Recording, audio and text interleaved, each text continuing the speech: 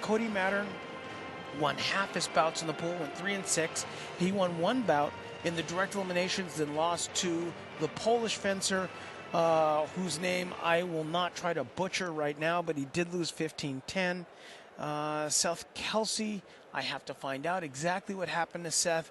Seth came in ranked 7th in the world and the highest rank amongst the U.S. competitors, and obviously did not make it to the top 8 or top 4.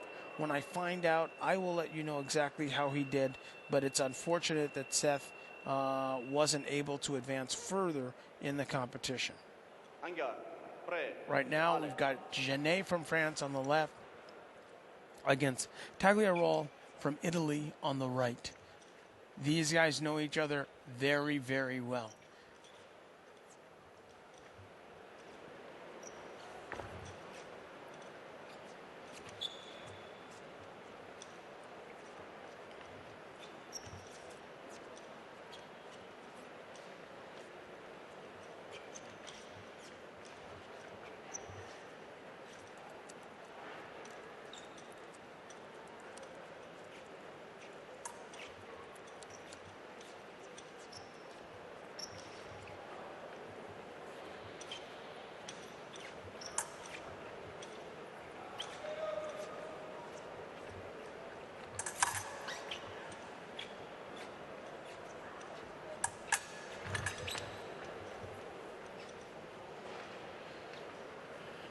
Jeannet from France on the left, very strong hands, very strong legs. Really, you can't get an idea for how strongly he takes the blade unless you are present. This is much more like an épée bout. Both competitors trying to get close enough, but also being aware that every step they take forward is a step where they could receive a touch, so they're cautious. They're always looking and waiting. Makes me wonder if Abajo maybe took Avdiv a little lightly in the previous bout and thought, since I'm taller and this guy doesn't have some of the results, I'll just be able to bowl him over. There, Tagliariol scores the fourth touch. It appeared to be to the wrist or forearm of Jeannet.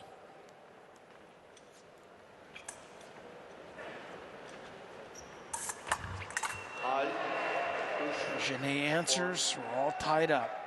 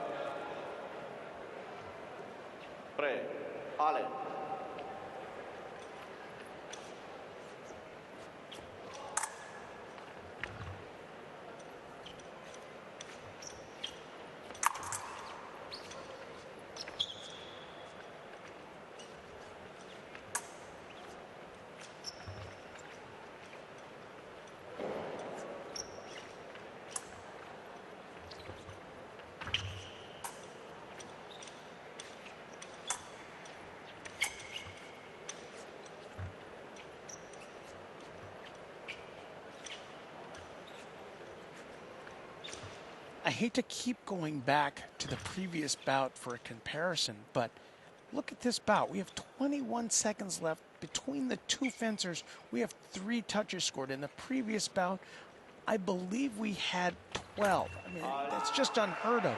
Great action right there. That's the first example we've seen of a successful attack that lands to the foot or the lower leg area. As I had mentioned earlier, that is valid target area in épée. Obviously, it's not something you can make a living on, but as a surprise action, it definitely changes, much like in baseball where the pitcher wants to change the eye level of the hitter. So sometimes they'll go low with the pitch, high with the pitch, inside, outside. Much like in épée, sometimes you want to go for the hand, sometimes you want to go for the chest, sometimes you want to drop down and hit the foot. if you keep going for the foot, it's pretty easy to defend, but if you do it every now and then, it's very, very difficult because it changes your eye level. I said I would let you know what happened to Seth Kelsey from the U.S. Seth Kelsey lost his first bout to Wang Feng from China, 15-9. That had to be a tremendous disappointment for Seth. He has trained hard all year, and I guess today the Chinese athlete got the better of him. Our fourth competitor from the United States, Ben Bratton. Ben won his first bout, a tough bout against Kauter from Switzerland. He won 15-9 and then lost to a Korean, Jung Soo Ha, 15-11 in the top 32. So that's it for the U.S. That's how we've done today.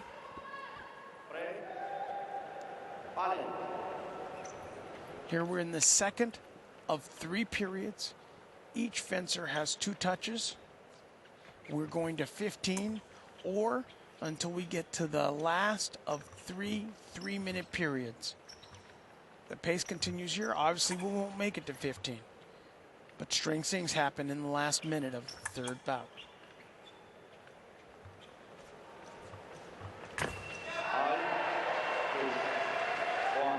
You can see Tagliariol just light with the blade, acting like he's going to hit Jeannet on the top of the arm or the hand. And Jeannet very strong with an attack to the body.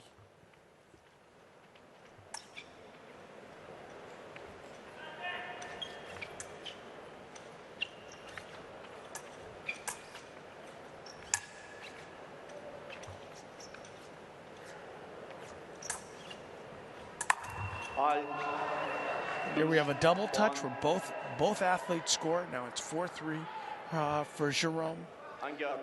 Jerome, one of the older competitors in the competition, and definitely the oldest competitor in the final. He is now 32, I believe, 32, 33 years old. He and his brother Fabrice are very, very tough for France. That's a great touch for Tagliariol there. And you can see Jeannet adjusting his glove because, bam, you can see it hit him right up there. And Jeannet's mad. He knows he was too close.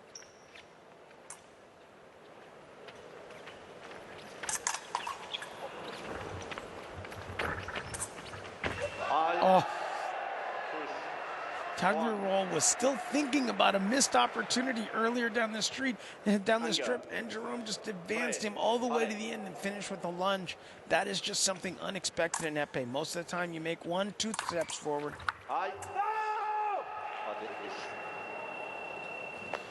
So there, the referee called halt. We don't know why. Typically, the referee will not call halt until the athletes pass. He may have called halt for the apparent trapping of the blade by Tagliariol against his leg. Tagliariol does not agree with the halt. He's challenging that, and he wants the referee to take a look at the replay and say, that should be my touch. Jerome said, hey now, you said halt. That is the international sign for TV. Please go to the replay.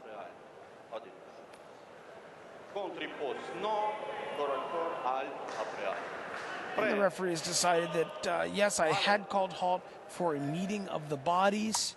You are not allowed to hit the bodies in any weapon in fencing. So once there was body contact, he called halt.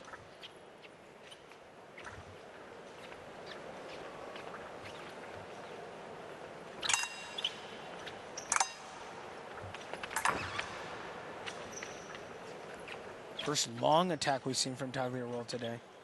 He'll make a few, but he lives with that lightning fast hand. And he's always around your arm with his point. Meanwhile, Jeannet, he's going to live with the strength in his legs and his equally strong hand. Not as fast as Tagliariol, but deadly accurate.